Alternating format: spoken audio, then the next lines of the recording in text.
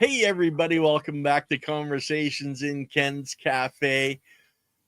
We have a wonderful man and an educator coming with us today, regenerative systems educator, a consultant, speaker, and a landscape contractor and designer, Matthew. I don't know, Trumm or Trumm? It's Trumm.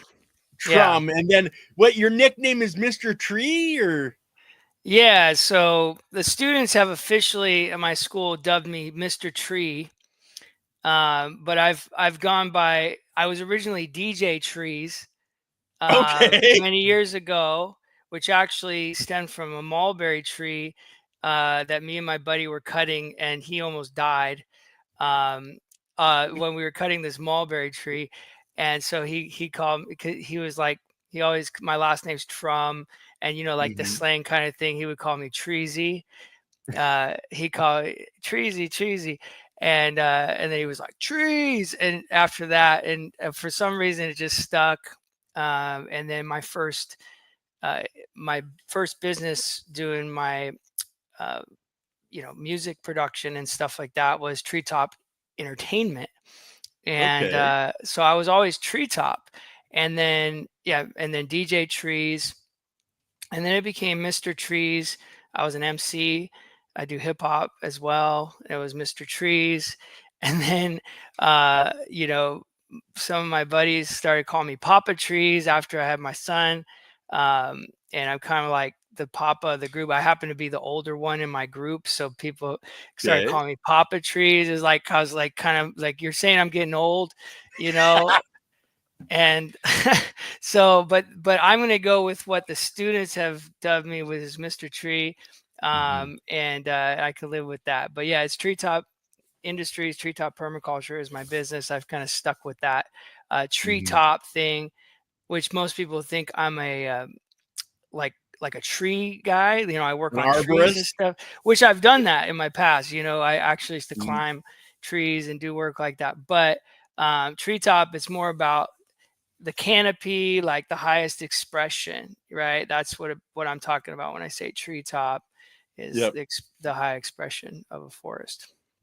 Well, and this is something that you've, come to over a lot of time, like to go from, a musician and that to teaching regenerative soil and systems and educating in the schools with the young people.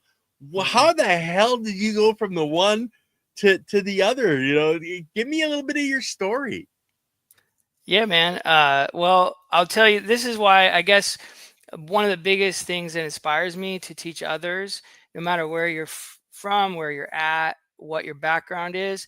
Okay, when I started this, I'll just say, conservatively, around 2010, 2011. Okay. At that point, 2010, 2011, I had never planted a plant in my life. I don't know Yep. anything about soil, didn't know anything about any of this, like never gardened. My Hmm. parents had a garden when I was a kid, but it was just like this thing in the back, like didn't really, you know, think about it, didn't really involve me too much in it. Um, my dad had a compost, but it was like the traditional compost that most people have, which is mostly green grass clippings, super anaerobic, right? Like just like layers and layers of grass clippings and random kitchen scraps and stuff, some weeds, Hmm. that get thrown in there. But nothing, like no real input, which is funny because my mom now is like a major gardener too in Cool. her later years. But yeah, I never planted anything. Grew up in the city, grew up in the Bay, and had that very like suburban sort of life. Got into music, totally, totally separated from nature. Although I did appreciate going up to the mountains, where my family had some land in Berry Creek, which is just 30 minutes from here above me. I'm in Oroville, California. Hmm. But yeah, at the time I was living in the Bay, all that happened. And then, as I got older, it was more like my music, was what I would call conscious hip hop, which was more about um, the realities of the world around you, the hidden Yep. realities of life, and talked a lot about like corruption in the system, and talked a lot about, I started digging into all of that, and finding like the hidden world of the people that pull the strings in our world, and that Yep.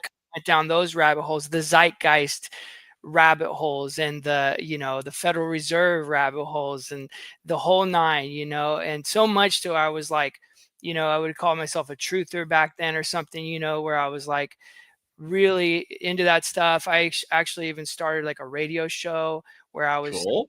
I was talking about that stuff, and I had like an online one, but then I had a local radio show, and so I was deep into that. I was like doing lots of different odd jobs as I was like in my music career too, and I got pretty well known, and pretty much making a living at the end, like DJing and stuff. But at the same time, I was sort of like going to these shows. I was getting older, going to these shows, doing these things, and sort of feeling like a separation with the Mhm. people I was around. And as I'm diving deeper into this kind of world, and I would say it was more like a prepper at that time, where I was thinking more about like, I need to like figure out like a fallout spot, like I need to, get a bunch of food and stuff. A Um, bug out shelter. yeah, sort of like that, Yep. and so I'm totally still like on a different plane. But when I moved out to Butte County in 2007, Mhm. and that was like a lot of changes were happening, and I basically was like, okay, I need to do something different with my life. I was doing a lot of office work, but my radio thing was doing really well. Music stuff was still doing good too. Like, but I Mhm. felt like I just needed a change. And so my family's land up in Berry Creek at the time, they were living there. They had moved from the Bay for a couple years, tried to live up there. They were getting too old, and they said, "I'm moving down to town. We're going to sell the property." And, and like, I know none of your brothers want it. I know you wouldn't want it. And I said, wait a minute, hold on. Hold on, baby. I said, wait a minute, I might be interested because this place is off grid, it was completely off Mhm. grid. Um, no, like didn't even have, I don't even, yeah, I had a small solar system, super small, but it only lasted a couple hours every night. But totally everything was like off grid and pretty rough, up there. And so I was like wrapping my head around it for a couple months, and I said, I think I'm going to give this a shot. I'm going to give this a go. Cool. Moved up there, and yeah, and then I started getting all these books, like, about like homesteading and different things. And then I started to um, saying, well, I need to also like grow my own food, because I need to know how to do that. So I started to dabble, and I failed miserably at growing my food, my own food, the first year. Didn't know what was wrong. I never was into chemicals. Like, that was just a natural thing for me, that I knew that was not right to Yep. use fertilizers or chemicals.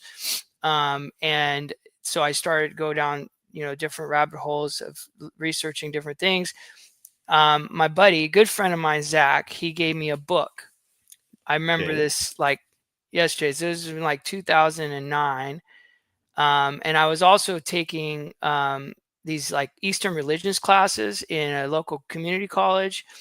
And I was like having this winter. It was like 2009 winter was the winter that changed my life, Mhm. because I was, meditating. I was fasting. I fasted for a month, like basically just had green tea and rice for a month, Yep. and I lost tons of weight. I was meditating, reading all these books, and one of the books that I read was this book called One Straw Revolution. Yep. You Yeah. know That about this started book? a lot of people off, brother. I'm sure, Yep. and so the concepts were like really interesting. Kind of, it seemed far out, but I was like, okay, interesting. And I remember that spring, the one thing that I saw, I was thinking about the land and how we talked about, look for grass like that grows all year round and without Mhm. water.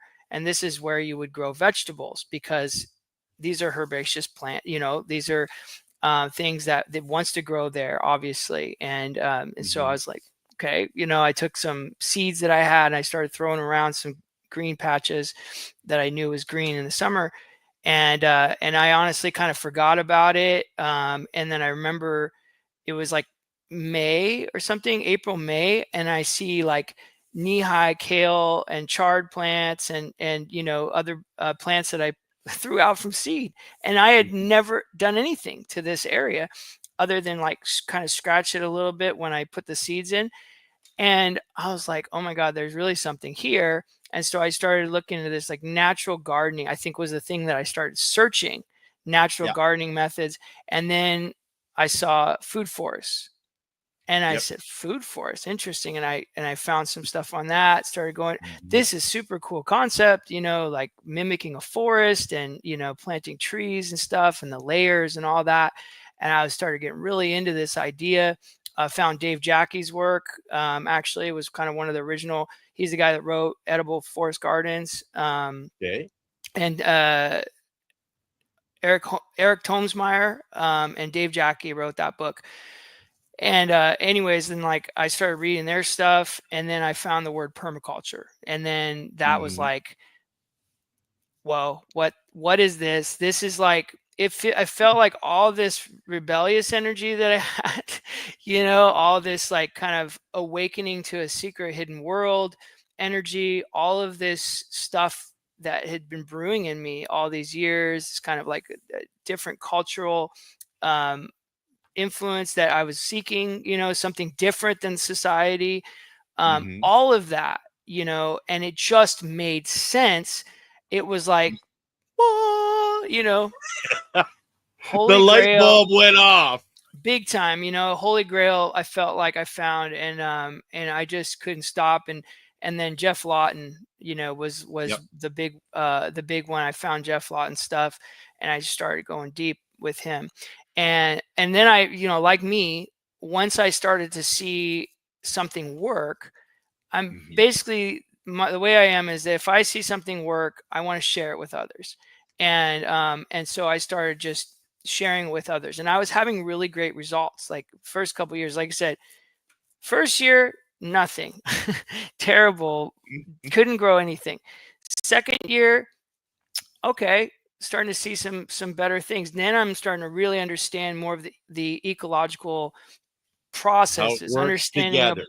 yeah, how Yep. to see about soil microorganisms and cover crops and mulch, and how it mimics these different elements of nature. And I'm starting to really kind of get this idea, and the mainly like the food forest idea. And what the thing is people get, and I was very nervous when I first started, like not like I'm going to do this wrong, and it's like I don't know. You don't know what to do, and then what I'll tell people now after doing it is like, you can't really go wrong. Like, and you're gonna get things.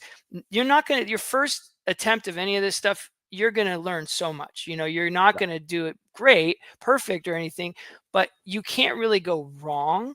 You're gonna learn a lot, and you're actually gonna have some successes that you would have never thought of, and you're gonna come up with some stuff probably that maybe nobody's ever come up with, Mhm. especially because it's contextual to your particular space, and that's the Yep. key part about a lot of this work, is that it's such like the science, talk about like science and experimentation, it's like there's so much room to grow and learn, because every yard, every square foot of soil is like a new experiment that's never been done before. And it's in a new it's in an ecosystem, and it's in a slope, facing slope, a temperature, microclimate, Yep. certain kinds of influences of animals and everything else. There's so much to learn. And so anyways, I had some successes. I started wanting to teach people, and then I saw this opportunity, and I was getting really passionate about it, to the point where I like I pretty much stopped doing a lot of my other stuff, and I Mhm. slowed down on the music thing. And my mom was like, "Hey, there's this grant opportunity available, and it's, you know, to go to a community project." Well, in the mountains where I was at in Berry Creek, there was a new community center going in, and there was a school right next to it. And I went over there, you know, and I was checking it out because I was like, "Ooh, we could put a food forest over here." And this is before I knew about the grant. And I saw this Mhm. school had this garden space that was abandoned and had been abandoned for like, I want to say 7 years or something. And it had this beautiful greenhouse and like garden boxes and a bunch of space. And then the park, which was like a brand new park at 10 acres, had this beautiful space right next to the school garden, but on their property. And I said, "This is it. I'm gonna put in for a grant to do this." Once I heard about the grant, and I got it, you know, and it wasn't a lot. It was $3,000, but back then, you know, for me, that was like, oh, that's a big deal. Yep. And so, you know, I went right at it, and I revamped this school garden, and then I started planting this this food forest over there. And that's when Elaine, apparently, and I didn't know at the time, she started following me because Elaine Ingham, Cool. Yep. she had just purchased a piece of land. Mhm. Oh, did we lose you, Matthew? I think we might have just lost Matthew, guy. Oh, are you back? I'm back. I don't know what happened. Yeah, you just froze up. So Okay. you were just talking about Elaine just bought a piece of property and she started following you. Yeah, and so, and I didn't know, but yeah, she had been following my stuff because she was looking for some people locally that she could hire to help her with this Mhm. new project that she just bought 37 acres with a partners her partners at the time. And it was going to be a soil research facility for her work. Cool. And anyways, long story short is that what happened is that we had some issues with the community council, because they didn't understand what I was doing over there. They didn't understand about the succession side of it, like that it took a little bit to the It's not successions an didn't. instant thing, you know. They want instantaneous. Yeah, I get the point. Yeah, they, you know, the cover crops were weeds, you know, Yep. the bioswales were trip hazards, and the, you know, it was like all these things that came up. And I was moving pretty fast with everything, and they wanted permission for every little step. And then I got permission to like just say, unless it's not on the MO, you know, can I just go for it? And they did approve it, but they didn't like Mhm. that for some reason. Later on, a couple of the members weren't there, and so they ended up wanting to cancel my, well, they did, they canceled my project with still like $1,500 left in the budget. Mhm. And the day that was the next year, so it was a whole year later, and we did get the school garden going. We did lay the foundation over there at the park, and we got a school garden coordinator running the school garden. So that was a huge success.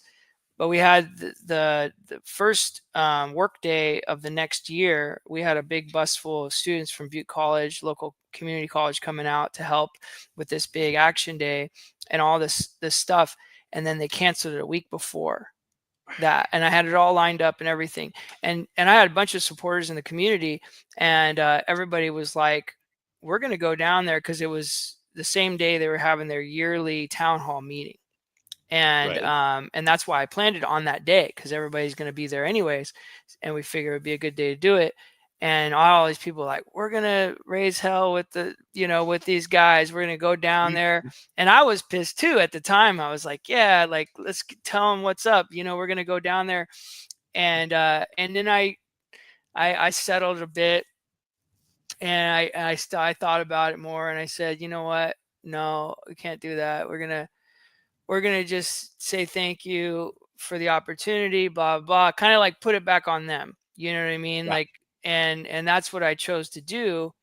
And like nobody knew it at the meeting. People were there to raise hell, and I said, everybody, hold on. I want to talk. I want to make, a statement or whatever.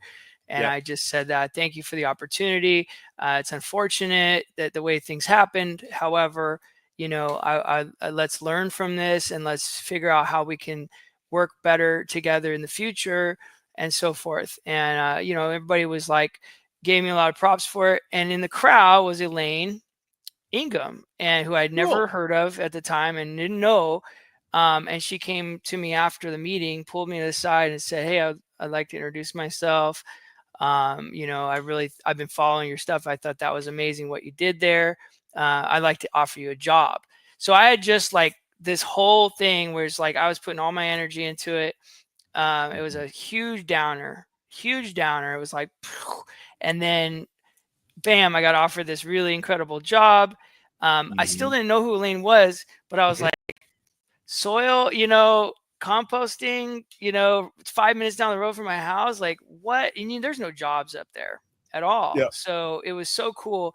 And then I looked her up and I'm like, holy moly. Like this woman is, oh my God. yeah, like we've she's world actually had famous. her on the show on the Soil Matters. So anybody that's interested in Elaine that doesn't recognize that name, Yeah. you can actually search for her on our channel and you'll see an interview with Dr. Elaine Ingham. Soil Food Web Incorporated is her business. Yep. And yeah, man. So I was able to get taught by Elaine all this. I went through all her composting classes and soils classes. I took all the original courses that she taught, and yeah. So and then got the hands-on experience and started to do the research side of things too, where we were doing test plots. And then that was like my first time ever doing controlled scientific. But we know there's no such thing as controlled in an ecological system, really. But you can try to you just do the same tests over and over again. You get a taste, you get a flavor of what it's.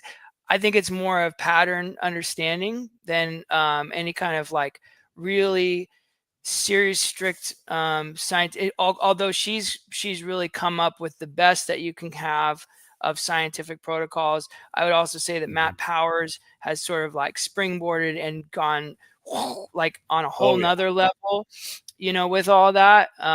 Shout out to Matt Powers, the new the books that he's come out with. That guy's a maniac. Oh my gosh, he's such a powerhouse.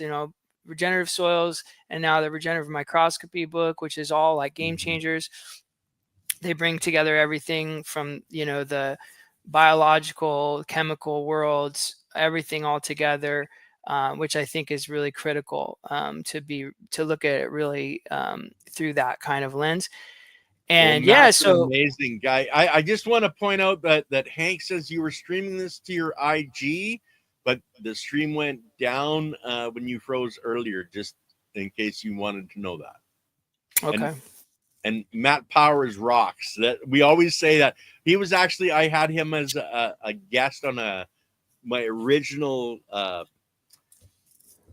foray into doing an event. I actually had him on, and he's been on this channel, but on another podcast we don't have anymore. But Matt is an amazing man. I love what he's doing, drawing the information in from all over and creating a database. But I interrupted you, brothers, so please.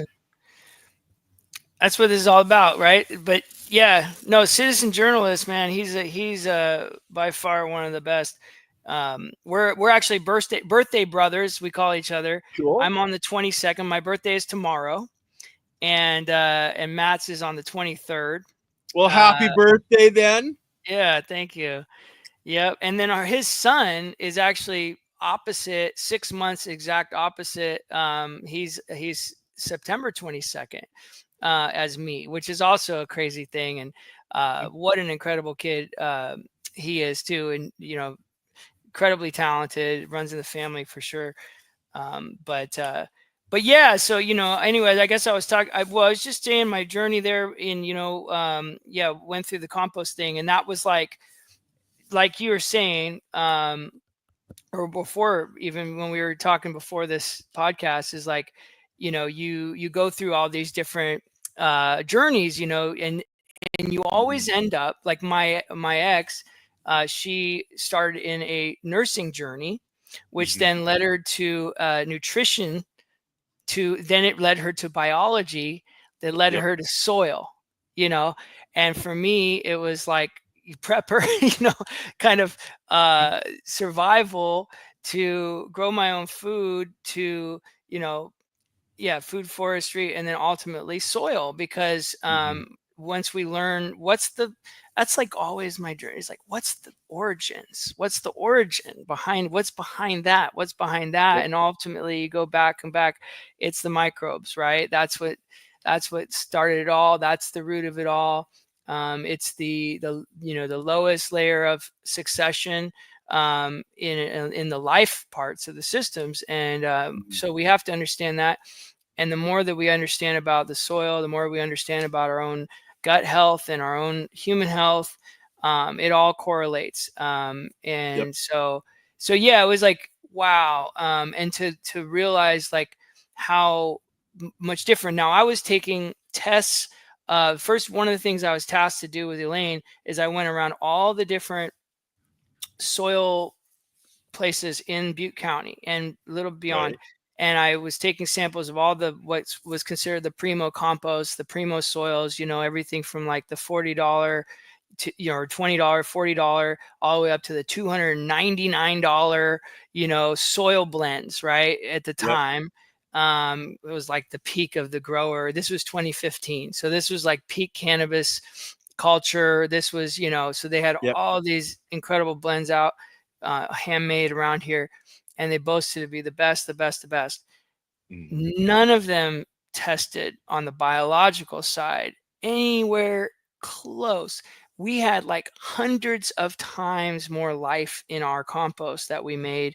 The Elaine Ingham, which is basically the Berkeley 2.0, thermal composting Yep. sort of system. It's a very more particular system, and then taking those soils also and putting them into teas and seeing what that turns into versus ours.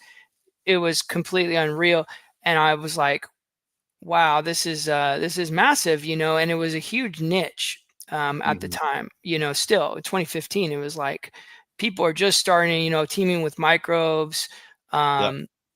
Jeff Lowenfeld like come out, but it was still very, very nuanced and very small in scale. So I was like, this is something I really like to do.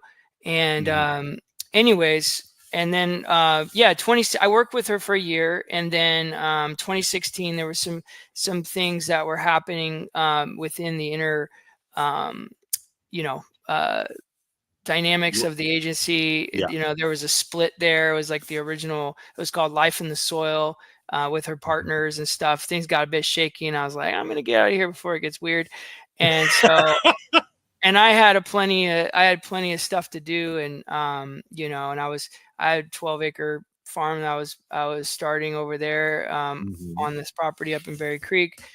And I started, and that at the same time that I was working with her, actually, that's when I took my permaculture design certificate course with Right. Jeff Lawton. And then I was like just really going down that permaculture pathway. And anyways, and then it's just been crazy, wild ever since. I've never looked back. I've been working for myself, doing this kind of work, full-time gig, doing pretty well since about 2016. Yeah.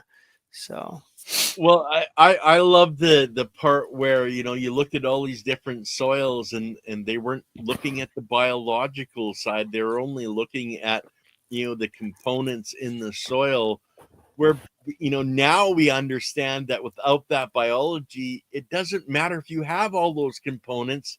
Without the biology to mine them and feed them into the biology of the plant that grows the cell, it doesn't matter. It's amazing that we've come to this point, over a very, in reality, short amount of time. Yeah. Has the mindset started to change?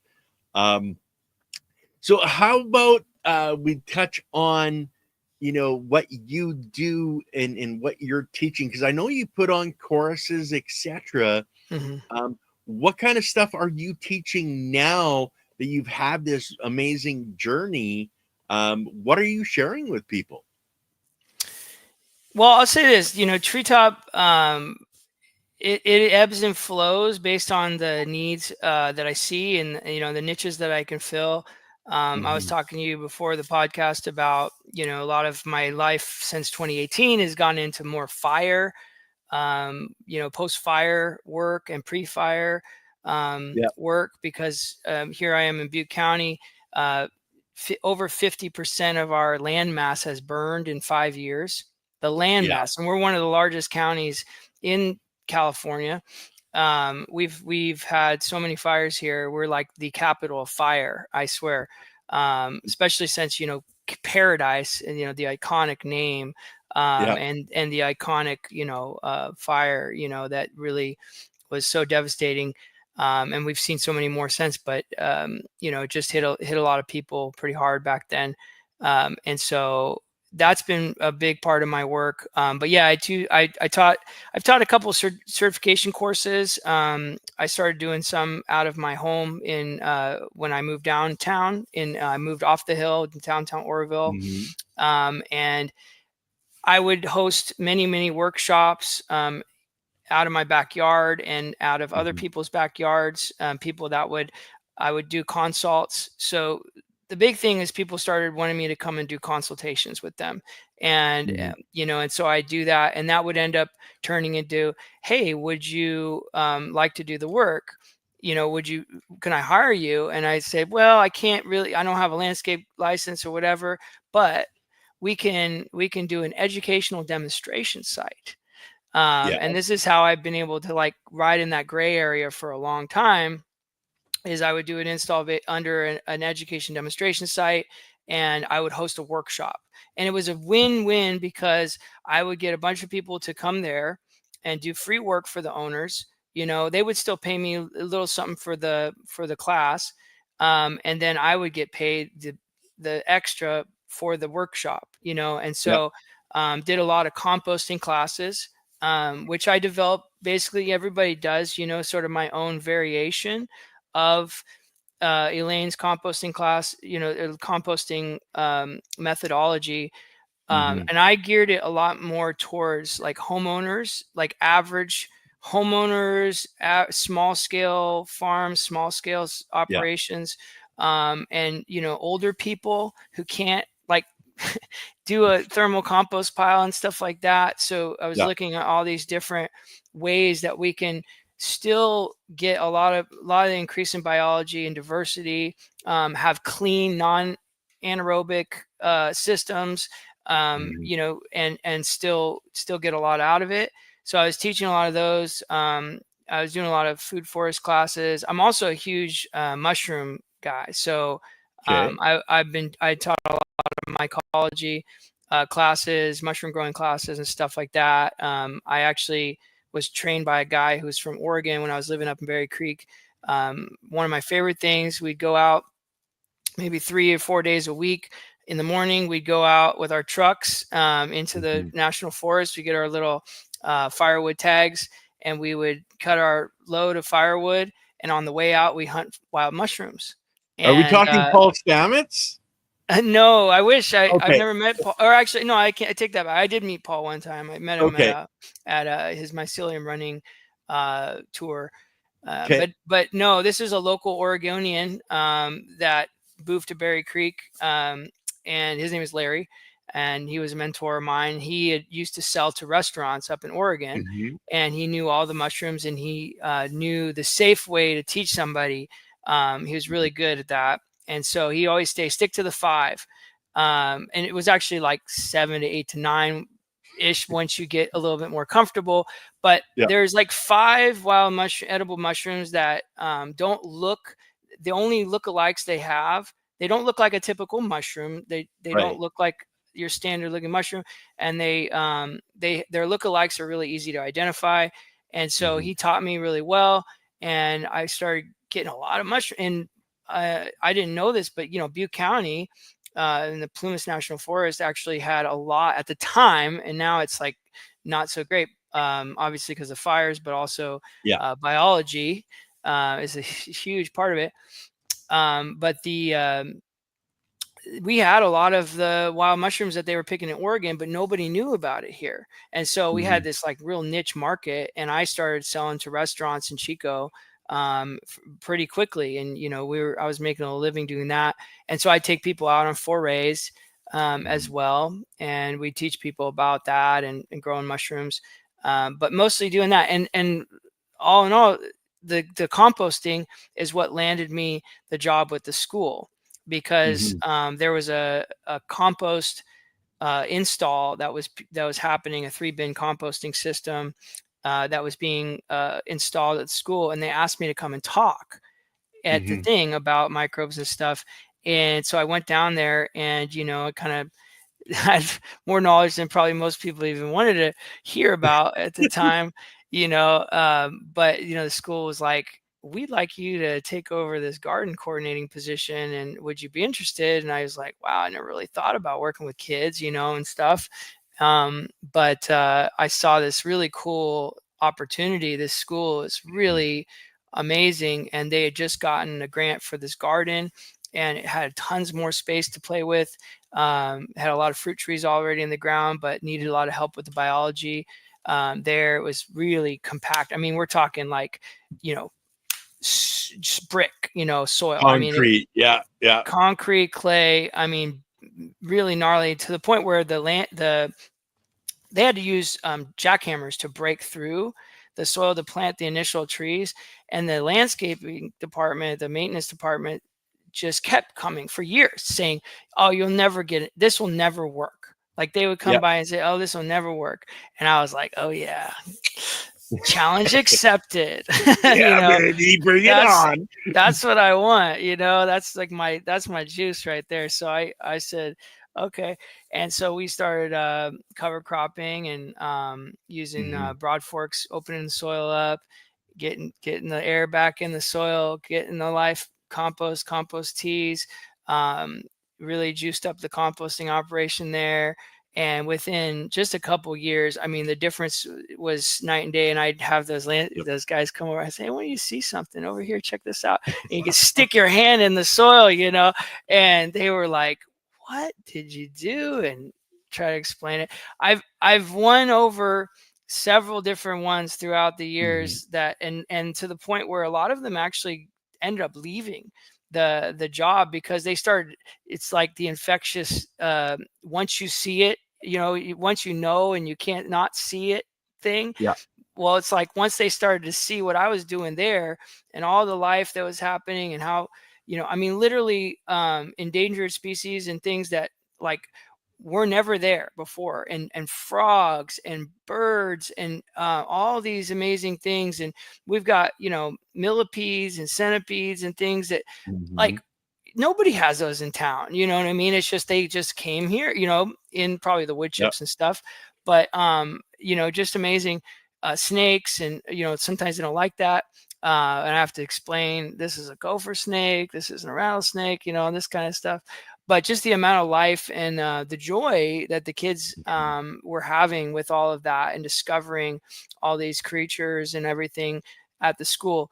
So yeah, man, and that was my gateway, like into this whole other world, and it's kind of been my grounding force, you know, and So are you still doing choruses and that? Like I know mhm, I've been putting up your links.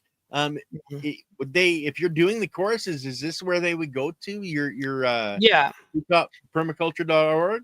yeah. So the last couple of years, I haven't done anything because I have a 3-year-old. He's about to turn 3, Okay. and so I took a couple years off to focus on I him. don't blame you for that, Yeah, man. yeah. Yeah. Plus a lot of other things have happened. I got my landscape contracting license. Okay. So yeah, so through the school, it was interesting because I didn't realize this until I happened to check on something.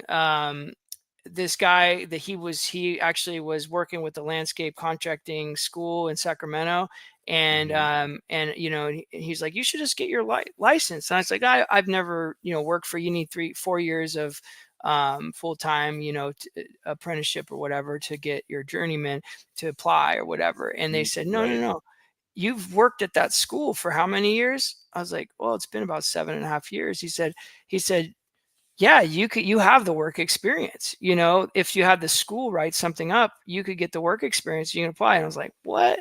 And so I looked it up, and I could, and my principal wrote up a thing for me. And because people have been asking me forever to do the work, like I said, and I just never, I didn't want to risk that, and get a big fine and stuff.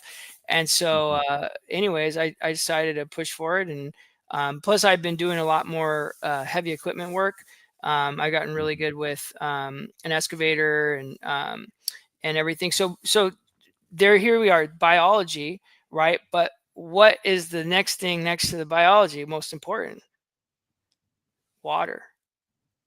Water is key. And so now, I went from biology to like, we have to have more stable passive water systems to really have healthy biology. And that goes from, creating like your, the permaculture like flag, the swale or whatever, which isn't necessarily something you always want to do.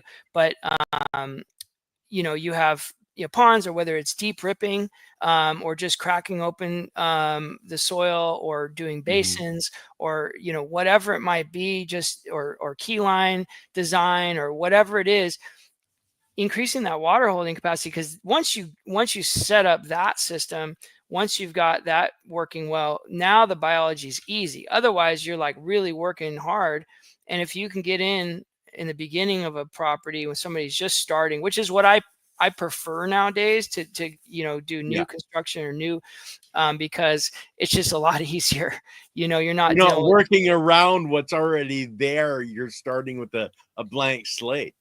Which I like a challenge. Like I said, I mean, I do work with plenty of older stuff, and systems. Like the property that I've been working on the last couple of years, it was like 5 different, owners and different landscaping, and oh my gosh, so many pipes, and you're finding new pipes. They didn't map anything, so it's like, that's the extreme side of it. But if you can get in there with a new site, and you can set up those water systems, and where the roads, or pathways, or water pipes, and all of that stuff in the beginning. So I actually really went from like this software, using Matt's like computer analogies, like the software, the living system side of things, for so long, focusing on that, to really starting to understand the hardware piece of it all, the water, the access, and the structures, like where the design side. And this is where, like, I think it takes many years into permaculture before you start to understand really like deeply that part of it, the design of placement of elements, like how important that is, where the water systems should be, where the access systems, the roads, the pathways, because they are connected, right? Roads can run off into water systems, or they're the place where you put your pipes, or and then your structures, where are you going to put those? You want to think about that really well before you do it. And because you want to get it right, you don't want to have to move stuff later, or you don't want to think, I wish I would have done that differently later. You want to be very thorough. And that's where somebody, a permaculture designer, can really help people out, is to help map that out for you. And then now I have the opportunity to actually do it. And I'm particularly got pretty good at earthworks, heavy equipment. I have a skid steer now, and I've had plenty of hours on a mini excavator, even big excavators.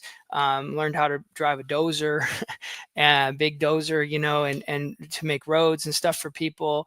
Particularly after the fires, I got more into that. But so I kind of like my trajectory changed because I realized that there's a lot of people now that are starting to know about the biology side of things. And I've got a Yeah. lot of students now that have learned that side of things and are professors of it, and Mhm. like, in fact, one of my students, Zach, he's passed away now. My buddy Zach, he started Catalyst Bioamendments. Have you heard Okay. of that company yet?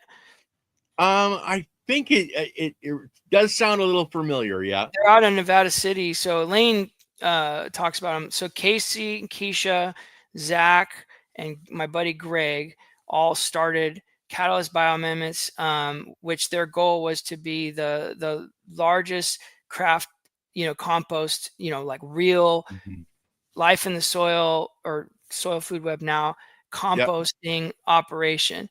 And they put everything into it, blood, sweat, and tears for many years. It's still going. And anyways, it was so cool to see like Zach go from, taking my course and never really knew about a lot of this stuff, building the first compost pile with him. I just posted the other day, it came up on my memories thing, and I was like, wow. And then he got so inspired by it, and because he's a big thinker, big systems Yep. guy, was like, why isn't anybody doing this? There is no, like, you can't find this kind of level, this quality compost anywhere. Why not? And it's just nobody big was really doing it.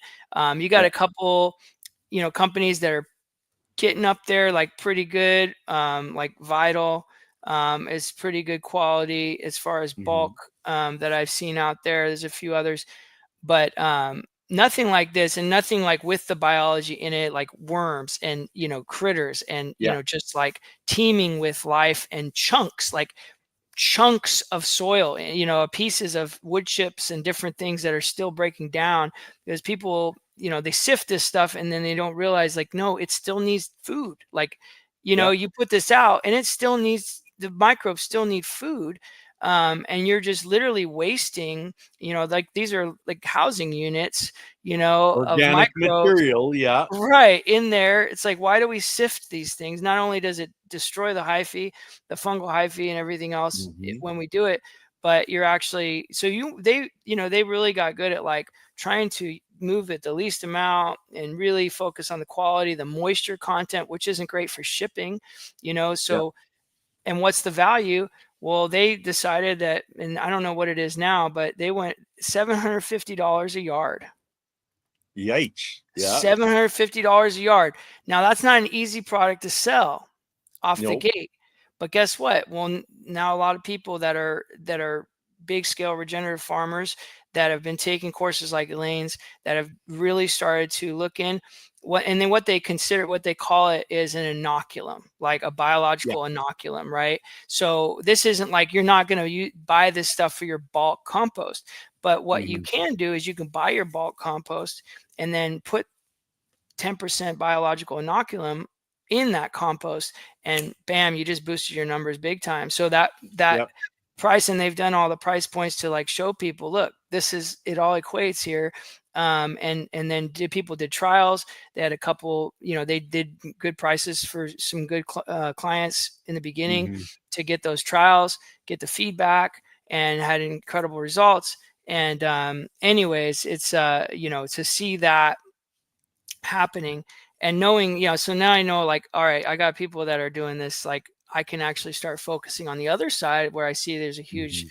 void in a lot of Yep. this, is the, the earthworks and the hardware systems and stuff like that. So I've kind of been doing a lot of that, and then focusing on the school, which is Yeah, now I really have ramped up. a little bit of a question on Yeah. the water and the earthwork style. Do you actually have anybody that comes in and does a topographical layout? Because I know there's guys out there now, they'll put out drones and they'll be able to give you an exact topographical map of the property. Have you used that resource at all? I have not had a like a LiDAR drone operator yet, although Yeah. I just met a guy that we've been communicating online about working together. Um, Hmm. no, I mean, I've been doing it old school. Like, I get as close as I can with the map, map stuff Yeah. available. And then I go on the site and I have a laser level and I map it out, Hmm. and no matter what happens, no matter if you get the most like accurate LiDAR in the world, as we say in permaculture, the land is the map. There's Yeah. nothing gonna, because if you make a plan without running that line anyways, and you hit a boulder or you hit a Hmm. something sensitive or whatever, and you got to go around it, you still got to do all of that. Yeah. So although I think it's for, especially for large scale, I think that's really important, especially for wooded spaces, and to Yeah.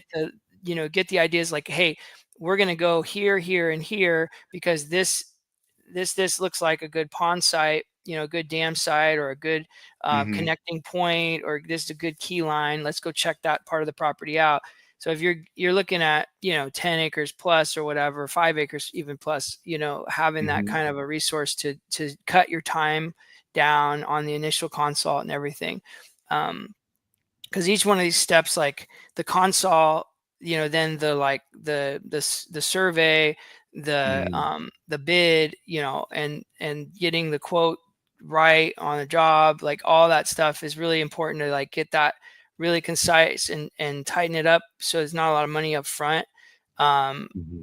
in fact, I'm like one of those designers that when I do a design for a client, it's pretty crude. Like I try to Hmm. keep it pretty rough at first because I'm telling the client, like, you can pay $10,000, $20,000 to like some kind of fancy landscape architect, but guess what?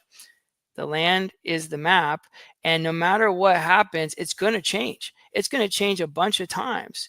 And we're going to realize a lot of stuff through this process as we're doing everything. We're going to realize, like, um, wait a minute, no, this is not going to work here, or like I came up Yeah. with a better idea. You're gonna it's an evolution. It's a journey that you're on when you start to work and tend land. And I try to be honest and real with the people, like, save your money. Like, Yeah. we're gonna rough map it out. We're gonna go on the site, we're gonna put out flags. And what I like to do is I like to work with people who are not in a hurry, for one, Yeah. because um, a lot of mistakes and a lot of misunderstandings and a lot of things can happen when people are in a rush and they don't Be a realize. lot of Everybody, wasted money. a lot of wasted money. And Yeah. I like to take, okay, first wave, here's the ideas, let's flag it all out. I'll do a video that will explain everything, both on a design side and Hmm. on a visual, like walking around the property side. And Yeah. then I leave those flags and let them sit with those flags for a while, and their design. and Hmm. um and so, then they really start to, oh, okay, this is a pathway, this will be a pathway here, this will be this here. And they start to visualize all this stuff in their head, and they're there observing. I'm not there every day observing. As Yeah. they're there, they start picking up on certain things. They go, okay, like, I don't like this anymore. Like, what about this? And then we change the design, and it's like so much better. And so, yeah, that's how I've been So doing a lot of that I, stuff. I know quite a bit about building ponds, etc. So are you doing digging out pits to make sure you have the right type of clay, Hmm. etc. Hmm. before you give them a quote? That's part of the rough design. Yeah, I mean, I can get a clue, a lot of times, but I like to go do it. And what we'll say is like, okay, let's look at multiple different things that you could use like an excavator for Yeah. for a week, or a weekend, usually for the first thing, and say, let's dig some trenches for your water lines, or let's do this and this. And meanwhile, I'm going to go do a test dig over here where your potential Yeah. pond site is. Let's see what we're working with here. And then I could tell them, look, we could go for it. There's no guarantee, Hmm. because money's tight with a lot of people, so it's like there's no guarantee. Now there's these other ways, these other things we could do. to Mhm. have a permanent pond, or it might just be a leaky pond that is a seasonal, basin, essentially runoff, Yeah. and it's just slowing the water. It's saturating into the land right there. And you know, they're all good, and you Mhm. definitely can come back and do different things. I've moved away from like bentonite and all that kind of stuff because there's some toxicity issues there. If you just want to seal like a little crack or something, that's fine. But I do like a lot of the different cob options. I like some Mhm. of this stuff. A guy, Michael Collins, turned me on to this, like he calls it geopolymer cement, Okay. which is very fascinating. It's basically, there's a product at Home Depot that everybody can go and get. It's called All Cement or Cement All. I can't remember. Cement All, and it's in the like putty section. And what it is, Yeah. it's a 25-minute hard set cement. It's what they fix like freeway, the uprights and freeway overpasses, cracks Yeah. like Yeah. and stuff.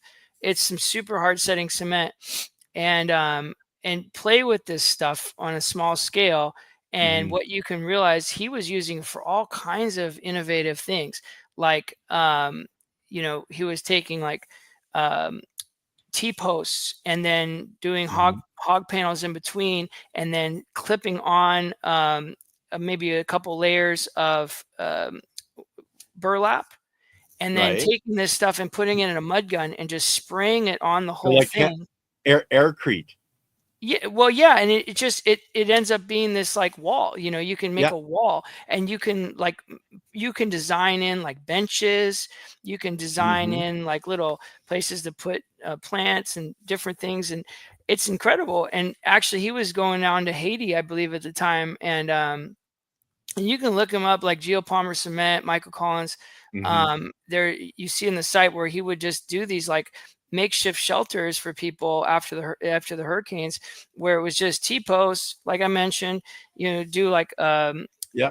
The the thing, frame. a frame, and then a door, and then he was taking like big giant sheets and dipping it in the stuff, and then they would take a big pole and they put up the pole in the middle and pull out the ends and clip them on the edge of the building, and then even Cool. make gutters. Like Yeah. you have to do it really fast, and you got to have a bunch of people. But he was building houses like within a day or two, like little houses, like within a day or two, just getting all this material, putting together scrap metal and stuff that he's finding, Mhm. putting it all together, getting something that it adheres to. But anyways, I started thinking a lot about that with like ponds and things like that. And he Mhm. was building smaller ponds and things inside of greenhouses, Mhm. and making these crazy like places where you could swim and like hang out inside of a greenhouse. uh Cool. yeah, so now I was like, that's a pretty easy like fix there. And Well, to just variations let of that. you know, the guy I actually have coming on tomorrow, Radical Gastronomy, he actually is building his house and walls out of wood chips, packed wood chips, like a hempcrete. Uh-huh. But he's using, just sawdust. So just I just with the building materials, but yeah, I love, and like Aaron says here that as well as structural, it's fireproof too. Correct. Yeah, and there's so many amazing materials that Yeah. are what we need to be building with, and it's coming around slowly, really slowly. But I wish that they would allow for, especially in burned areas, some Hmm. experimental approvals, for different experimental projects, even if it was small scale. I was really hoping for a lot more of that here in Butte County and in Paradise proper. Yeah. But it seemed like they doubled down on the old business as usual kind of stuff, and it's really yeah, and I understand it's like a lot of older people that had lived this way, and they Yeah. lost everything, and then they got their insurance money and they said, I want same thing I had, but better, Well, and sometimes the insurance companies insist it has to be exactly the same, or they won't reinsure it. They right. won't pay for it if you're going to do modifications. We're not paying for your modifications. It's got to be this. Yeah, yeah, there's definitely that too, and and it's just underfunded, underfunded staff at the county or Mm-hmm. city places. They're dealing with overwhelming, things happening all of a sudden. Yeah. I always try to understand Mm-hmm. why these things are the way they are, but at the same time, it's like we look at our losses, look at what's happening, and all the insurance companies are pulling out of California. Really, it should be working with the insurance companies at this point Yeah. to do these things. Like the insurance companies have the best vetted interest in these technologies, and to experiment, with things. So I feel like they would be the best proponents of it, but we Well, haven't seen a ton of it. yeah, it's like Florida where the insurance companies are pulling out because there's just there's the scammers coming in going, oh, well, there was a storm, there's some hail damage, we need to do your whole roof for $50,000 when it needs one shingle replaced. That's part of the problem is people scamming the system. But Hmm. I just want to go into, we've got another project that you work with, is Hmm. co-opabox.com. Tell us a little bit about this, my friend, because this is something very important for people to bring into their communities Yeah. overall. Yeah. No, this is something that came out of me running a farmer's market for a year. Okay. So I had the opportunity. So one of my permaculture design courses. So every one that I do, we pick a real client to go do a Mm-hmm. consultation for, and in this case, one of the challenges that I put out to the group was trying to figure out what's wrong with our little town of Oroville. Like, why does it feel like it's not working? Why does it feel we're an Mm-hmm. old mining town? The city of gold, Oroville. We were the gold capital, like of the Yeah. gold era. Talk about a, just take it and resource dependent sort of thing, extraction, wood, timber and pelts, Yeah. um, and then gold. And so all these major extractions, and we're left now with this sort of after. And I always say, what, define your town, like what are you, Mm-hmm. and it's like, well, we're an old gold town. And it's like, well, that's like telling something about what we were, like what are we now, right? Yeah. And the truth is we're sitting here on the foot, like right on the edge of the foothills of the Sierra Nevada mountains, and this incredible fertile valley. We have a place with three rivers coming through that, it turned into one river, the Feather River. Mm-hmm. Incredible place. One of the highest diversity, biodiversity numbers of anywhere in the world, right here. Mm-hmm. Um, Most people don't even think about that or know about that, and it's just gotten worse over the years. But we're the product of urban sprawl, and it's happened, from the 70s to the 2000s, and so we're seeing a lot of issues. But anyways, I said, well, what would it take to fix this? And what we had come up with is that it needs a heart.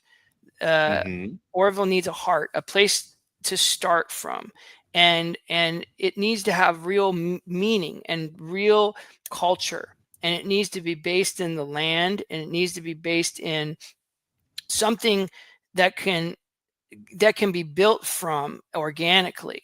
And this is, I think, what's wrong with a lot of our economics and everything else, is that they're nothing that builds upon anything real. foundational elements, based in the land, things that will perpetuate.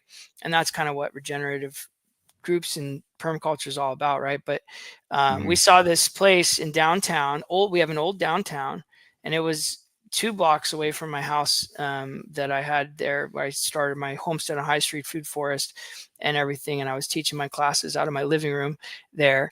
And I had a composting program with all the restaurants in town. And I took the students one day on a pickup run with all the restaurants, and to get them to see the behind the scenes kind of vibes that were going on and what culture I created by just going in to these restaurants. And I'd go around 2 o'clock when it was slow, and 2-3 o'clock, and these chefs knew me. They couldn't wait for me to get there. They would talk to me. Oh, what's up, man? I saved you these really good scraps or whatever. I started getting them down to where they were like, saving the right stuff, making sure we're keeping it fresh, we're doing whatever, not putting in certain things into the compost, whatever. And so they just like loving this vibe. And then the one restaurant that I was picking up at had this beautiful kind of courtyard, unused. They had just recently bought it from the city, and it was a bus. It was just like a bus turnaround, which is some like really crappy landscaping there. All the plants had died. They were sun-baked and everything, all died. Soil was hard as a rock, had all these nice little planting areas and stuff. But right in the center of downtown, and when we came back that day, they said, that's the spot. That's the place we got to do our consult for. And that's going to bring back Oroville, like that's the heart right there. Yep. And we were looking somewhere around there, but we didn't know. And so he said, okay. And so I pitched it to the owner. I said, hey, I have 8 students taking this course. We'd like to do a consult for you on this property. And then they're all going to do designs of the site. And then we'll present them to you. And then you can come up with a master design. You and me will work on a master design together. And and he loved the idea. Didn't know what to do. He felt overwhelmed. So we did it, presented it to him. He loved it so much that not only did he say, yes, I'm going to do this design, but he said, I want you to do it. And I want you to take over the space for a year and do it. And they used to do a farmer's market down here. And how would you like to run a farmer's market? So this is like the abundance that happens with this stuff. It's so weird. Synchronicity. It just comes into you. Yeah. It's wild, man. I mean, the kind of things that happen. And so we ended up, I took this place over. Me and a couple of those students became like some of the best buddies. I mean, we had started being friends a little bit before this. And some of them took my class, and then we became the best of buddies, planted up this spot, put a food forest in right there in the middle of downtown Oroville. I started running this farmer's market, which I had gotten, leads on some vendors and different things, but really quickly I realized that there wasn't a lot of local organic people that wanted to come and do it. And I knew of some of these local organic farms and stuff. And I started calling them, say, well, what's the deal?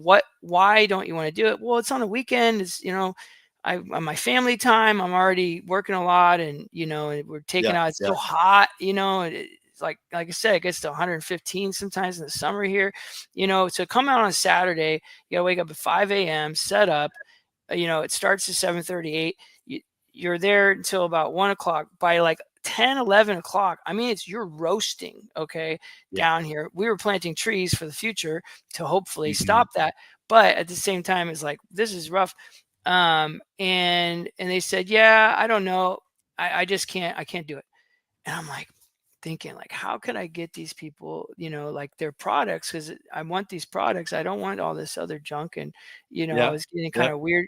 And I came up with this idea, like, what if you dropped them off your produce with me, and then we did a consignment deal, where I sold it for you. And that's how I started. And I called it the co-op booth.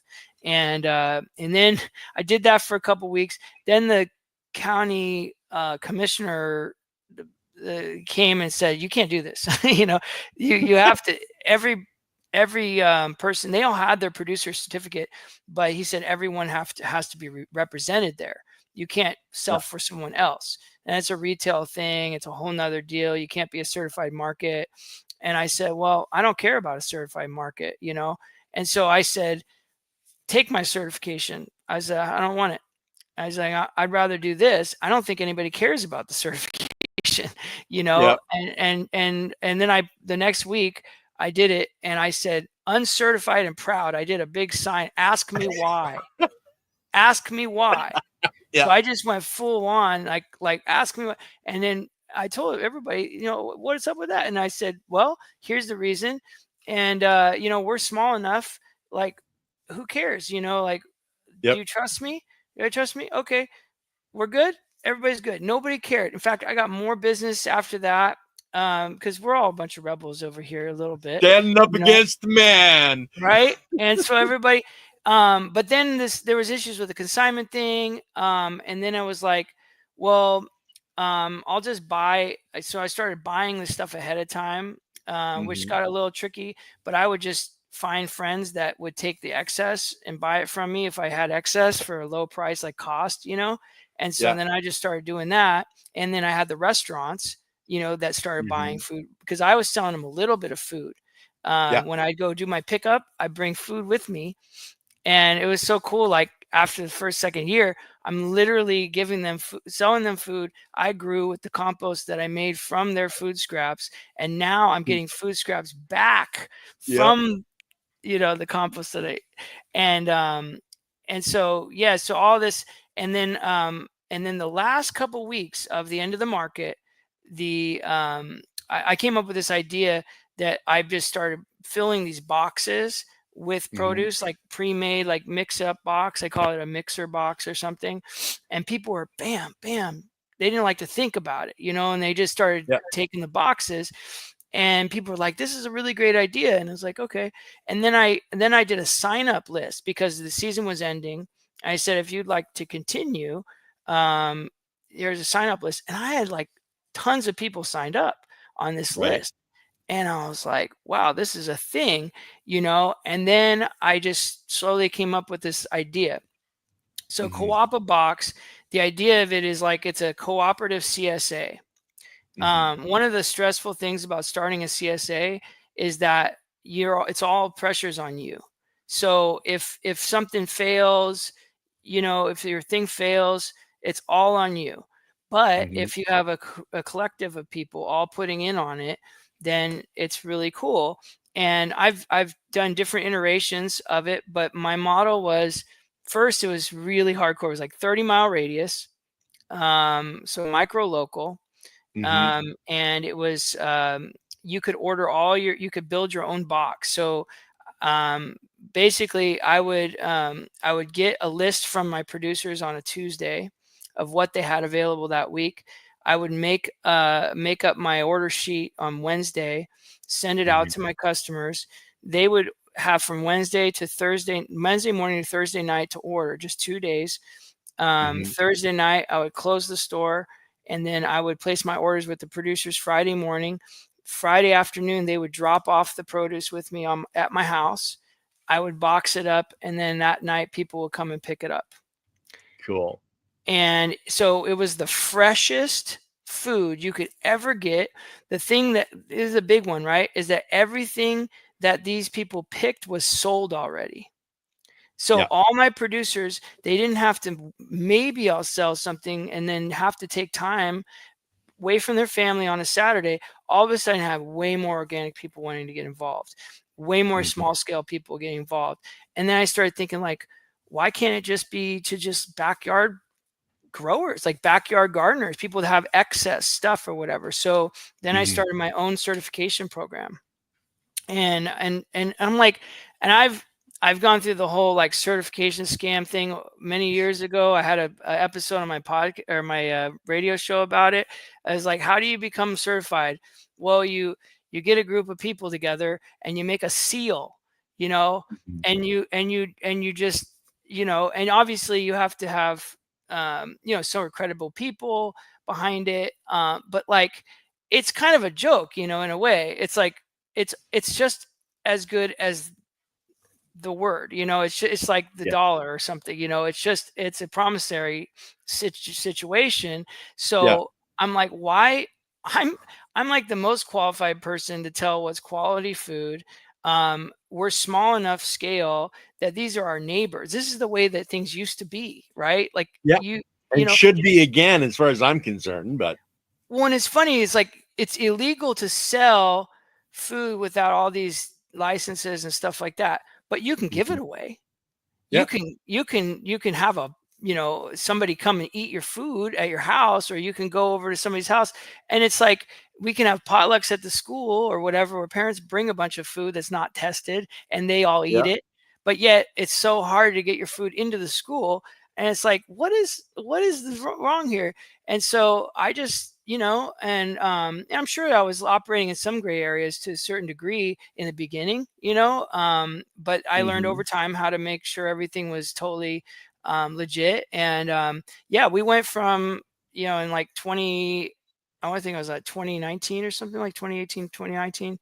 Um, then we went from like just maybe 30 customers, and then I had over 550 people on my program as of, Hmm. again, I shut that down when my son was born. So I'm not running it currently, but my plan is, what a lot of the things that I do is like this. It's like I see a niche, I want Hmm. to create a model, and so I create a model that I think is filling a niche that will make something better. And and I felt like, okay, this model was successful. Hmm. I know that I can pick it up at any time. I'm friends with a lot of my customers now. I mean, it's a community that we created, Yep. really. And so, and they, when they picked up, I started making it more of like a hangout thing, where people come Hmm. hang out. I had a pizza oven for a while there that we built, Cobb Pizza Oven. I was making pizzas and stuff for the customers from the goodies that were part of it, and so Hmm. forth. Where I'm at with it is one thing and I'll put the shout out to all your customer, your fan base here, all your peoples, is that I am looking for some help with creating an app right now, because I feel like to get it to the next level, Hmm. I need to make an app, because most people, especially my farmers, they don't do online, it like, and emails are getting so convoluted, so full of crap. It's like text messaging is really great, but you go from, like, the younger generation went straight into apps, and then the older Hmm. generation actually went straight into apps, because they maybe had some email, but they went kind of like went to straight to the iPhone, and Yeah. or a smartphone, and it's app based, and it's notifications, it's easy to use, that sort of thing. And my farmers by far are the ones that need the easy to use systems. Yep. you Yep. know they're the worst at it, in the most beautiful, loving way to say. I mean, because it is this, like, we need these people. We need these kind of people to keep that in Yep. our society for sure. However, yeah, we need, I think app would take it to the next level. I actually been talking and working that out. I'm looking to get it back online. I'm actually looking to put it through the schools, and Mm. have the kids Yep. run. This is what I'm thinking, and have the schools be the hubs. So Hmm. the way that I set up the model was that anywhere can be a hub. So you could, like, you go on there, it's kind of like the Uber of food, like, where Yeah. you go, you can sign up as a producer, you can sign up as a customer, as a buyer, or you can sign up as a hub. So you could Hmm. actually become a hub, and you can have an income. You build your own market. It could be one church, one school of that's Hmm. enough to have a hub. That's enough people to make this worthwhile. You find your local producers, they go through the certification program, boom, they get added. It would all go through the app, real easy. I mean, I can do it. I'm doing it on my website right now. I did make a second one. Our model was duplicated up in Berry Creek of good friends of mine, so that I Cool. knew I could do it, and they're still doing it, actually. And yeah, so, and it would evolve, wherever it's at. Like it's not like a, be like, allow for the different names and the different kind of iterations of it. And Hmm. and I like the idea of also making it mobile potentially, or like going to restaurants who are buying food from the program, and Hmm. highlighting the restaurants like, oh, hey, we're having a discount, so you're a member, you could get a discount at this restaurant, who's buying products from our program and stuff like that. So Aaron So wants to know where do we find this model? yeah, so coopabox.com, coopabox.com. There it is. There, it's on the Yep, screen, guys, and it's yep. in the description as well. I'm pretty Mhm. sure I put it in the description as well, guys. So now you know where you can get that, Aaron. Yeah, so and I'm very micro local to this area right now, Mhm. but if you were interested in getting something like this started where you're at, that's a conversation I'd love to have, because the people I was talking to are in the Bay Area, in San Francisco, Yeah. and I felt like if I was going to really knock it out of the park, like there's a place that I feel like it's a lot of organic farms around the area, a lot of people that are into that stuff there. It could really become successful there. And we did deliveries too. We did pickups and deliveries at the end. So I think there's a huge, it's like, let's get more food to the people. Let's get more local food, Healthy food too. healthy food, Yeah. biologically active, food that's grown regeneratively, and that's my Mhm. certification is actually, like, I called it Beyond Organic before. Now we got the regenerative certification starting to become more solid. Mhm. What that means. But basically I'm using the same kind of modeling there. But yeah, Mhm. no spray, no chemical fertilize, no, none of that. So it's a biological based um, Mhm. thing, that the people that I want part of it. But I'm also open to some things like having a bulk company that's organic that I go through, and that's what we were kind of playing around with at the end, because we realized that, like, if people are going to buy a couple things that you don't have at a store while you're growing, while you're still, Yeah. and this Yeah. is where the transition models and all this stuff I think are really important, like regenerative transition models, whatever it is. But if they're going to go to the store already to buy one thing, there's likely that they're just going to buy the other things they can get from you, and they're Yeah. not going to come to you. So if they can buy everything from you, even though that, like, and you can label it like, this is from a bulk organic producer or whatever, and these are from Yeah. local farms, and then they can see that transition over time, like, oh, well, Mhm. and we're also getting numbers now saying, um, oh, well, people want this much stuff, and now we can give that data back to our local farmers that are growers, and say, look, people want this much, carrots and everything, whatever Yeah. else. So now we have a stronger model to grow. And so, yeah, man. A lot of it is data driven. Your farmer is only going to grow like 2 rows of, say, lettuce when they could be growing 10 rows of lettuce, because that's what the demand is, right? Right. So that data transfer back and forth is really necessary to help the grower, to help you, and to help your whole community. But I love what you're doing, Matthew, because it's really helping the health of the people and in their understanding moving forward.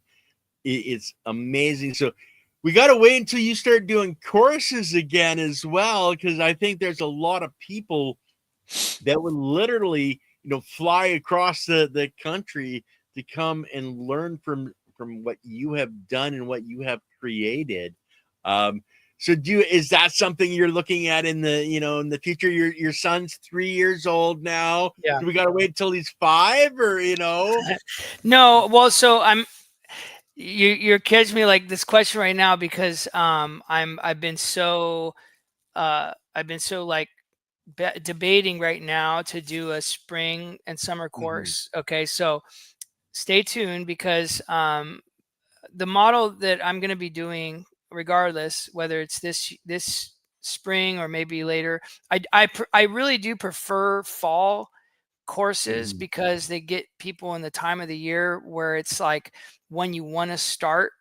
Um, People like to start in spring. It's not really the Mhm. time to start a new garden or a new design or whatever. It's a good time if you want to have a year of observation ahead, Mhm. which is really good too, right? So this is there's benefits of both, but I do like fall. But the model that I'm playing with to balance with my schedule and other people's schedule, because it's become a very, people are really hurting right now collectively. I Mhm. feel like a lot of people are hurting financially, and time is a big part of that, right? So the model I'm looking at is either a 3 or 6 month, where it's a online course, Mhm. permaculture design course that then has multiple in-person days, action days that are the Mhm. critical parts that you can't get out of the online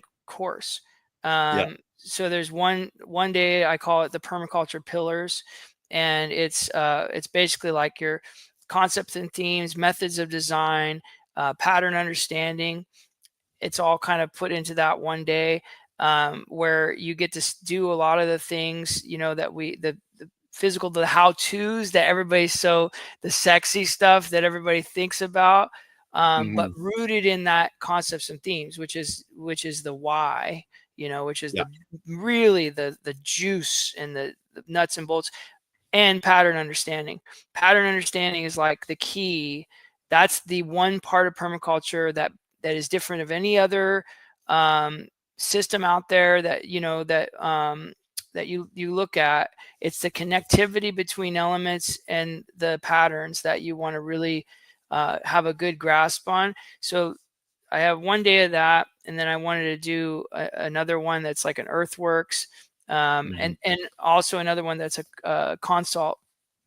And depending if I do a 6 month, then we'd also be doing an install, an actual install. Mhm. So it might be that I do a 3 and then I go advanced permaculture class, where now it's taking my landscape contracting knowledge that I've gained and taking that, and like people actually go through the whole process, whether you want to be a landscape contractor or whether you just want to be more knowledgeable for if you're going to Mhm. have jobs done. And it could go all contracting really. It will give you a knowledge about materials, um, where to source materials, and so sort of my thought on this whole thing, it's actually funny because Jeff Lawton just recently started this permaculture in actions course, and it's Right. very similar. I was thinking about this whole thing like, about a year ago, and then he came up with that, which is similar, but it's basically ideas. The online course you could take anywhere, but then I would do the in-person at different places for each one. Yeah. So I'd be like, okay, I'm going to do Chico. I'm going to be in Chico for this course for the in-person, and then I'm going to Yeah. be over in Sonora. I'm going to be here or there, Reno, and I can go to these different climate profiles, and Mhm. then and give some very site specific context, and then um, people that like want all of the climate, if they're looking to become a practitioner or a contractor or whatever, and they want to know Mhm. all the different climates, they could go to multiple ones, so this is what I'm really working with right now. I'm trying to pin down the timing, and I'm trying to pin Mhm. down some other things in my life, to make sure, because I've had a 5 years of pretty hardcore activity. I've been really, really busy, not just with my son, but wrapping up other projects, Yep. and so forth. So, and the main customer I have, the biggest client I have, is actually synchronistically, it's the old farm that I worked with Elaine. So Cool. some people bought it 8 days before the fire. The entire Okay. forest burned around the house. The house and some of the farm, like some of the orchard, survived. Yep. And I got a call from these people, and they said, "Hey, I'm wanted to get a consult, blah blah blah," and they're describing it. And I said, wait a minute, this sounds really familiar, and sure enough, Hmm. it happened to be the same place. You won't believe it, man, because then I called Elaine, like, after a week or so, I knew I got the gig, and I really got comfortable with the people. I called Elaine and said, "We won't believe where I'm working now," and I told her. She like lost it. She's like, "Oh my gosh," because she had never been back at Yep. that point, and she had put a lot of energy into that place. And this place is going to be really cool. We're going to officially launch as of this year. Really soon, we're going to officially launch it. The owners there, I'm just supporting them with the efforts, but it's basically a retreat center. It's going to have a 20-person campsite with 4 sleeping cabins. And then the house and the cottage are going to be able to be rented Airbnb style. Mhm. And we've put in over 130 fruit trees and a bunch of things. We've built ponds and different earthworks, and it's an incredible property. And yeah, we're going to host different events. So I will Cool. likely be doing some of my courses and stuff there once it really gets running. But they have a whole nother group of people that they work with through the church and stuff that they're going to be bringing on site as well. And I'm just going to be like giving tours and keeping up with that. So that's been keeping up a lot of my time as we've been Mhm. developing that site. So yeah, it's coming to a kind of the end this year. That's where I'm trying to decide. Do I Where want to to take on? go? Yeah, yeah. Yeah. I got to go where the energy is. So Well, and you know so much about synchronicity. You've been following it for so long. Things happen. So you're just waiting now. Okay, where is the energy going to take me next? right. And I really Yep. feel like, yeah, the school program that I've been developing is really the juiciest of all the things that I'm doing. So that's my fallback. I've decided that over the last couple of years, that's my ultimate fallback of everything that I do. The schools program is the most important one. Mm-hmm. I have a K through 8 permaculture based program that I developed. We got an incredible food forest. There's nothing else like it around here. Mm-hmm. The biggest water harvesting earthwork system in California, rain catchment tanks, water harvesting systems on the school, permeable pavements, passive solar building. Um, Sweet. Incredible place to do compost systems there. I just got a thermal compost going 2 days ago from the juiciest materials that you've ever seen. It's like when you're working with this stuff, you're going, oh my gosh, it's just like you can't ask for better stuff, but anyways, this school is really I've been so blessed. It's just been the perfect thing to like they basically let me have free reign for the last Mm-hmm. 5 years, completely free reign to develop this program. Partially, they just don't really even know what I do. Honestly, they they just trust me, and the kids Yep. are stoked. Almost every kid says it's their favorite class, and we're out there just enjoying. It's all about fun Yep. first me really, especially with the younger ones, experiential learning. I have very loose curricula. I have plenty of curricula, but like I keep it really loose. I base it on what's happening at that time, what the energy of my students are, which I think is really huge. And now I've had kids going up all the way up into high school that have been with me for I've been there 8.5 years or so, and they're Yep. going up into high school, and now I'm seeing like, well, there's no high school program, and I've been trying to push it for a while, and I've just now gotten all these letters of intent and everything to create a work experience program. And so I did a whole presentation at the Our Future Mm-hmm. conference about it. It's called RIP, my program, Regenerative Industry Pathway Program. Cool. And it goes from what they're doing in the junior high, junior garden club class, where we're actually creating products and services from the school through our selling. We grow plants and stuff in our nursery. We make compost. We sell produce through the box program. We were actually selling through the box program as a producer to the school. Mhm. And that was helping fund the program. So as of last year, all the supplies were fully paid for by the products that we sold. And that was my Sweet. goal. And so now I'm looking to create a work experience program in high school to where they can actually start apprenticing, and my goal is like we can go and build other school sites, Mhm. and take these kids. We can go and do the design, do the consult, do the design, just like a PDC, um, grow the plants and trees at our Mhm. school for the project install, go to the site as different. If we get the funding, however we're doing that, could do it through adult courses and stuff like that. Even I thought about, Mhm. and then actually as these different specialists come in to do the different parts of it, whether it's the landscape construction and and each day is different thing, irrigation, electrical, Mhm. masonry, right, building pathways, building different things, earthworks, Yeah. um, plant production, and then the financial side of things. There's so many different career pathways that are part of it. So it's just like the careers program they have right now, but specifically for regenerative models. And so they get to do that. Now, who would you rather hire as, you know what I mean, as a company than one of Mhm. these students that has come through this?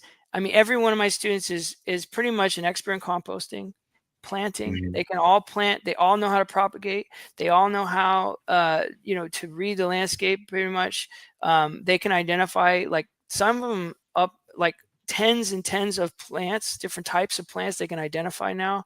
Yeah. Um, I mean, it's incredible. And so, I mean, I know for me, I want to hire one of my students because they've had so much experience. And I actually did. I hired one of my students who just graduated high school, and he came to start working for me last year. And Mhm.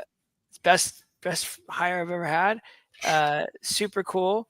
You You don't know, have to worry about training them from the start. You've trained them already for the last 7 years. no unlearning. Yeah. Yep. Yep. And it's kids are so much easier. And I mean, whatever you want to say about it, it's a captive audience, you know. Literally. Yeah. You literally have a captive audience, and you can't and you're actually having more influence on adults through the Yep. kids than you are with directly to adults.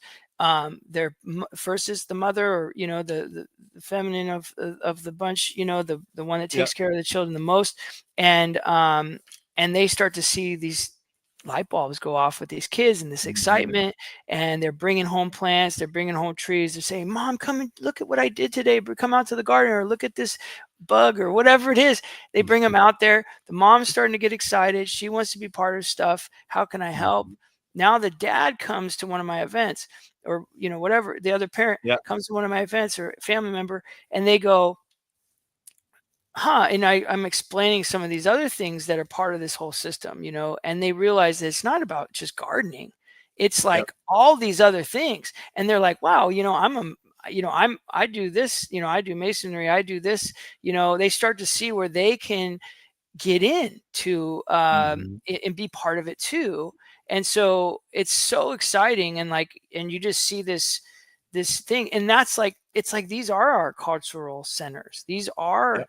like, and people want to support kids more than anything else. And nowadays, when you see kids that are actually like doing something like at all, that is hands on, that's like and entrepreneurial, and Mhm. really like yeah, just starting to see the light bulbs go off with them. Like, I can make money doing this. Like cuttings, like I love doing Yeah. cuttings. The first day I bring in kids and we talk about propagation. We walk around the garden, and I have clippers, and I go $5, $10, 15, 20, and I keep throwing there. What are you talking about? I said, put that in a pot. We're gonna stick it in some soil. In a couple months, that's worth $5. That's worth $10. So that's worth, and then Yep. Yep. I go through the plant inventory of what we already have there, and I show them, look, this is $2,300 worth of plants and trees that we have here at the school. Like, and this was all done by students, all from like cuttings or planting a seed. A lot of it was made with the compost we made right here. All of this stuff is free. And what you have a lot of when you're young is time, which we don't have the privilege of as being older people. It's like they have time, they can do these things, they know how to do it, and they start to see all these, available things. And our baby boomer generation needs a lot of help. They need a lot of support. They're, and these kind of jobs are huge in my area, and not to say that there's not, like, a lot of this is very lucrative work, but my area, it's a lot of kids that aren't going to go off to a 4-year, and nowadays I'm not going to really recommend it, quite honestly. Well, yeah, exactly. Trade school is a lot better because you actually make money afterwards. A lot of the 4 years is studies that don't relate to anything that's really valuable. Like, food is valuable. You can't live without it, I guess, Mm-hmm. Yeah, it's so cool. And so, for me, the schools is where it's at. So, I got letters of intent from the local college, which is then going to be the next step up. I've got letters of intent from local industry people, and the school lunch programs as well. And we've been developing products that will actually be easy for them to take on, like dehydrated apples, apple chips and applesauce, and like just fresh fruits and stuff, obviously, but like dehydrated fruits. Just easy grab and go kind of stuff. So again, transition, right? Like, they're not going to start cooking lunches overnight. But what we can do is we can start to get some nutrition into these kids from local food, start to get them starting to think about different things, and things that are really delicious and easy to eat, to start with. That's where we want to start. And then, but they are open to this. And there's a lot of other pathways to make that happen. Like, schools could be multiple, uses, like we could have culinary institutes come into the schools and use the the cafeterias to teach culinary classes.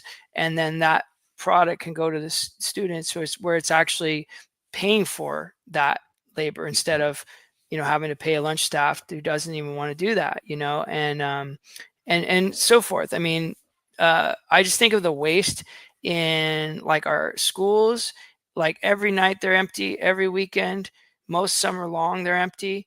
Like, how could we, especially if they're these ones that are being these, like, these cultural incubators and so forth, could also then have adult classes in the evenings, on the weekends. That funding from those courses could actually help pay for, the materials, at least, for the school, if not some salaries and so forth. I mean, I really think it's possible to, like, make these places, like, much more active and much more valuable than what they are right now.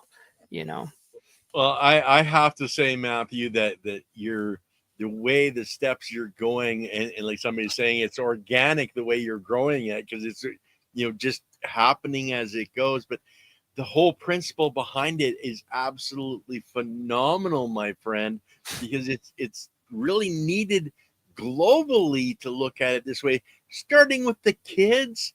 They're those mushrooms that want this. They want to be a sponge of knowledge and understanding. When they get to touch it, feel it, smell it, they get to see the life in the soil under the microscope, the life in the slough water, all the stuff running around. They're amazed. And then to learn that it's actually healthy and beneficial and how it works together, I think you have the right path going on what you're doing. And I think you're going to be able to succeed in bringing this more into the schools and opening up their eyes to different possibilities. You're an amazing man. I have to say thank you so much. We're at an hour 3/4. I try to keep it at around an hour and a half. I just didn't want to stop you because there's just so much. Yeah. But thank you so much for coming on. We're definitely going to have you come on with Leighton Morrison. And, when you have opportunities, come on with us again to go over more of this. But Matthew, you know, people know how to reach out to you. Your information's in the description, etc. Mhm. I hope a lot more of the community understands this is the possibilities that are available. Matthew has a mind that just allows this to happen. Take this information he shared today, put it into reality in where you are, become a lit candle and show this light to others, especially the kids. Mhm. Matthew, we're going to shut it down. I'd like you to take us out. What's the last thing you would advise people to start this journey with? Yeah, just see where there's need around you, where the energy is pulling wherever you're at. You're going to have a connection to something, whether it's with the local restaurants or, a local school, or, it's just producing food, and always, just producing for yourself even, and taking care of your own self and your family is really, in the end, that's going to be the most value, because like just your neighbors and your friends seeing how it's changed you, how it's changed your yard, that sort of thing, that living by example. I'll have to say, I've gone way out there, on my outreach stuff, but honestly, I have a good friend, Andre, who's like super grounded in that like permaculture lifestyle and just doing his thing in his own property, and he's my constant inspiration, because he's living that life and enjoying every second, and that's why I have to have that balance. That's what I'm saying, kind of like Yep. I got to keep that balance too. But for sure, where I can have more, you know help, for others right now, for the least amount of my energy, is doing things like this. So to talk to folks, to do presentations, I'm happy. I would love to help get a school garden going. That could be done via Zoom, to explain what I've done. And so that kind of stuff, is, I think, like the best way that I can support others right now. And yeah, reach out to me, treetoppermaculture.org. It's got all my contact information. treetoppermaculture@gmail.com is a way to get a hold of me. And yeah, man, thank you so much, Ken, for bringing me on. Yeah, I hope next time we'll get a little bit more back and forth. I know it's the first time bringing me on, so it's a lot to tell about. But yeah, I love seeing what you're doing here and bringing the good voices out to people, and giving love to those microbes is where it Yep. all comes back. That's our ultimate fallback position right there. So it's all. Without them, no cells are going to divide and you don't have life anymore. So you got to focus on the biology, guys. But Matthew, stick around. We're going to end the stream. Don't forget, tomorrow, Radical Gastronomy, another permaculture area, and building his own house out of wood shavings. Like, what the hell?